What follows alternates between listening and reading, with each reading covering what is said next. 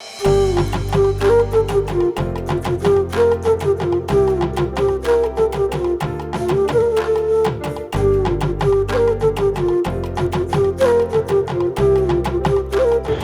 வெற்றிக் கழகத்தின் 2வது மாநில மாநாடு, இந்த வரலாற்று சிறப்புமிக்க மாநில மாநாடு தமிழ் வளர்த்த மதுரை மாநகரில் நடைபெறுவதில் பெருமையடைகிறோம்.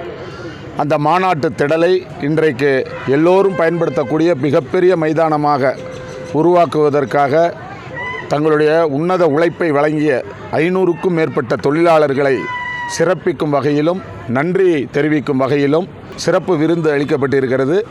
இந்த விருந்து நிகழ்ச்சியிலே பங்கேற்று நாங்களும் மனம் மகிழ்ந்திருக்கிறோம். எப்போதுமே ஒவ்வொரு செயலுக்கும் கடவுளுக்கு நன்றி சொல்லுவோம். அதேபோல இந்த மனித உழைப்பு மகத்தானது. அதை போற்றுகின்ற தலைவர் எங்களது கழக தலைவர் தளபதி அவர்கள்.